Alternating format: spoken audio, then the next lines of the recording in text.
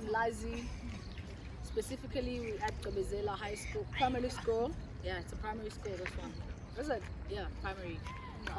I've grew up in this area, Umlazi. It's actually my hometown, born and raised here. This is my home court. This is where I learned basketball. This is where everything started.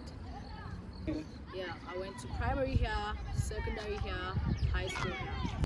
I was introduced to this court, I think I was during grade 6. I wasn't studying exactly in this school, but I was studying like in a school close to this one.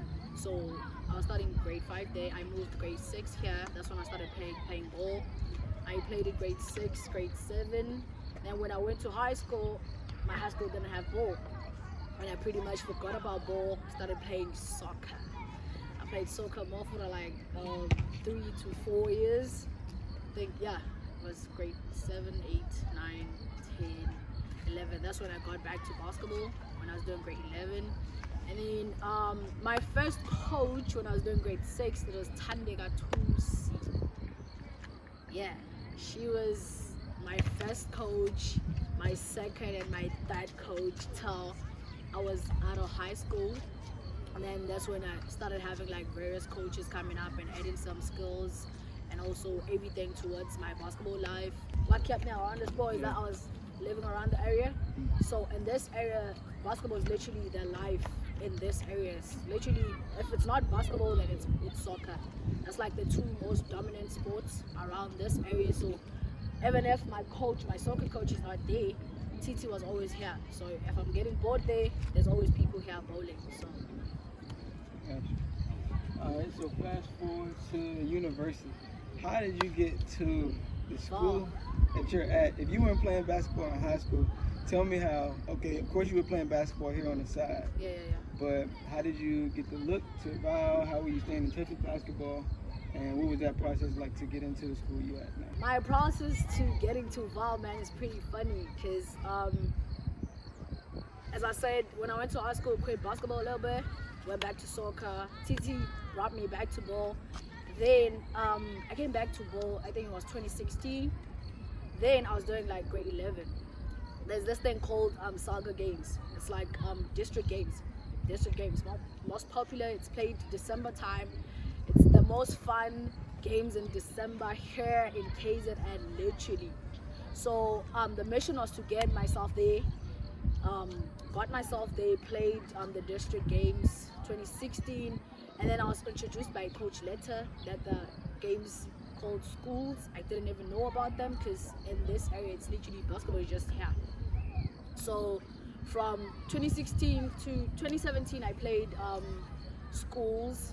When I played schools, I was doing matric, and it was literally my first and my last year when I was playing schools. I played schools, and my mission of playing schools, I went to ASHRAF. ASHRAF, it's like the senior team here in KZN that goes play the ASHRAF tournament in Joburg.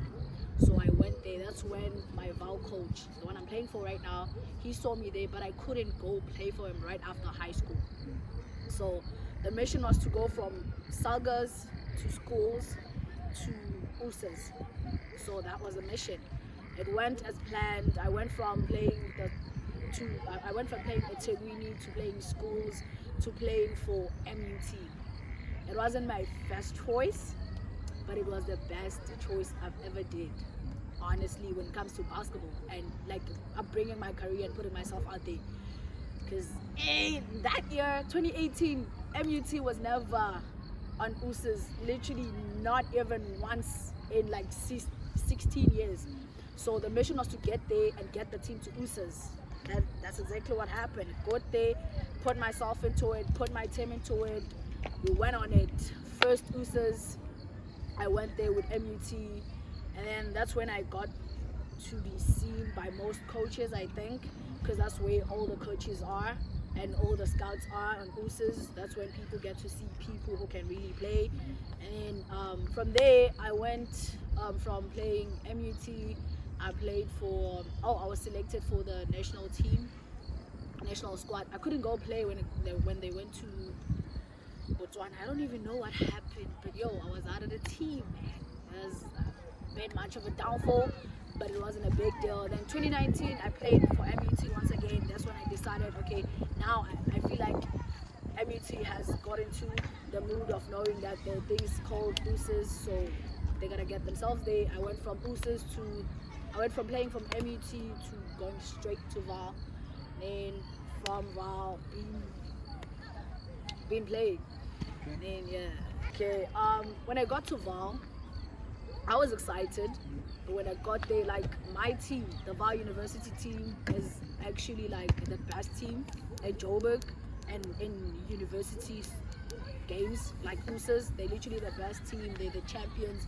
The team is full of people who can really play, and with my experience, I've been in a team with like 2-3 players that can really play, so I was used to playing around that. Literally used to doing everything for the team. If I have to cover down low, I get myself there. If I have to play up top, I get myself there. So when I got to Vaal, I couldn't really find my grounds when I got there, because it was a little bit of, okay, where do I really fit in this team? So I had to find myself, then get the momentum of, okay, now I can play with people who can really play. What am I supposed to do? What is my specialty in this team? What am I supposed to do? So the first year when I got here, they were playing JBL. First 2 games, I sat, man, literally 40 minutes out. It wasn't really nice, but it was a learning phase. It was a curve. I took it in and just decided that people were talking side by side, telling me that my coach is like certain people that he actually trusts in the team. So I actually told myself, I'm gonna be that person. If he has like certain individual that he likes on his own and he trusts on his team, I'm gonna be that person. And I pushed myself to that point where I became that starting 5. I went from being at the end of the bench to being the 6th man to being the first 5 to being actually one of the players that he really trusted and he really wants to see inside the court play. So that was it with Vaal. And then the regular season was nice. And USSAs were awesome. USSAs were awesome, man. I couldn't play the first year when I got there, so I got to play last year. So last year the mission was, okay, now I'm in a team that can play. The fucked up part with South African basketball is you have to play for like a more recognized team for them to actually recognize you. Because it's not that I've never been a baller. I've been balling since I've been a baller, but then I had to play for a certain team for them to actually recognize me. So I was like, okay, I'm in that platform right now. Let me use that. Let me use that to my benefit. So I told myself, I'm gonna get on that team. I want to be on that national squad. I want to be the MVP. I want to be on that All-Star, and that's exactly what I achieved, because that's what I came with in that year. So that's how things have been now. Like my teammates are like, and it's really hard to play with people that are not. My team is full of like foreign players, and other countries have like better basketball structure than us. They have like literally everything better than us. When it comes to basketball, their basketball careers are more taken serious than us. So it's really hard to match up to that when you know exactly that, okay, this person actually has everything better than me, so I have to put that extra effort, because that team is full of people that can play. All of them players in that team, they play for the national team in their countries. They all star of their country, so you have to put yourself out there for them to actually feel like, okay, this one is actually one of us. So it's all that. It's all about and what do you really want. So I've just been pushing myself towards that point. To be honest with you, I feel like PeacePlayers is one of the best programs we have around this area, because literally every kid around this area wants to be in the program. Literally every kid. They go from playing soccer just like me. They go from running down there to coming to this court and actually making something out of this, just like I did. Because if PeacePlayers wasn't there, I wasn't going to even play basketball. I wasn't going to be where I'm at right now if I wasn't signed on that program. Because when it came to going to SALGAs, when it came to going to schools, when it came to going to ASHRAF, they're always there. if I needed something, they're always there pushing me in, out. JBL, man. JBL is nice. It's awesome. It's awesome. It's actually like the best league I've ever played in, because you have like games going in, out, in, out, in, out. Different teams. Literally, you play every weekend. You go from being tired today to playing tomorrow to playing the next day. It's fun. You get to get where you're lacking, where you should improve, and you get to learn like a couple of new things. Other than being this side, yeah. This side, EBA is there, but then it doesn't have like that much games and it doesn't have that much teams. So you literally play the same team probably 4 times, 3 times, and you're probably gonna meet them on the finals, so you already know what's going on. With JBL, you don't know what's going on. You don't really know who's gonna win, because it's pretty tough. There's a lot of competition. Now when it comes to BNL, my first year was awesome. There wasn't like a lot of teams, so it was like a walk in, walk out. Like it was really nice because we had like the most strongest team. So we kind of like played some good basketball, but it wasn't that tough. But last year was awesome, man. It was awesome. There's a lot of team. More people were hungry. More people had more heart, and you get to see basketball is there. You just need to talk to the right people. Basketball is there. Basketball BNL experience is actually nice, because I did want to see myself in that big screen. I did wanted to see my grand chilling in the couch and saying, oh, that's my granddaughter right there, you get? So it's pretty nice, because Evan, my younger brother now, he's on some, we finna play in that league. Like, I'm gonna be there. I'm gonna play. My friends here, Pelelani, Pilani, they all of them, they looking up to that. They wanna be in that screen. It's not just soccer anymore. You can also play ball on TV. That's nice. So they wanna be there. So it's just all about that. It's that hype. It's all about getting all these people that are right behind you to see there's something out there. They just need to reach out. They gotta reach out. Sure, I'm sure that meant a lot. Like seeing somebody who like they came up with on the TV screen, like knowing like that's possible. We got them all here right now with us watching. So yeah, that's pretty dope. Cause I'm sure they've seen a few people here and there, but probably not somebody who like really in it with them. You know what I'm saying? It's not like someone who they actually grew up with, who they actually go from playing barefooted to play on that big screen right there. So I feel like it actually means a lot to me, and it actually means a lot to them. And even around me, people around me here, they actually give me that fist pump when they see me. Yeah, we're seeing you on the screen. Keep doing that. Tell them to keep doing that. So now they actually see basketball is actually there for everyone. So now they're sending their kids on that court. Get in there. So it actually means a lot to me, and it actually means a lot to everyone, I think. Yeah. Finish your sentence for me. If it wasn't for basketball, my life wouldn't be the same. In what way? I would probably be depressed, in sorrows, and feeling sorry for myself literally every day. Because I've never had like the soft life. I've never had a stable background.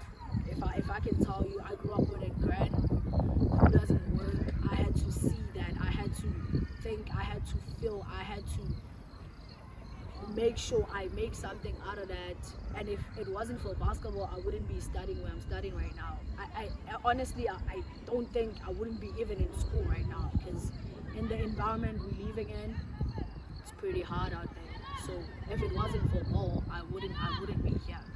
Honestly, I wouldn't be here. My life, I've already achieved like a couple of goals that I wanted to achieve, because I went from playing LDP to saying, okay, I already have this experience. Why don't I share it? So I've been like a PeacePlayers coach before, and that was like a great experience for me, and it was a great experience at home. Like everyone was just like, oh, cool, basketball is doing something for you actually. So when it comes to school, obviously it's getting that degree, man. Finishing up. Well, I want to do my big tech soon. I'm trying to study as much as I can while basketball is still paying for me. Because if it's not for basketball, then I wouldn't be studying. So I'm trying to study. I'm trying to get as much information as I can, as much knowledge as I can, while basketball is still paying for me.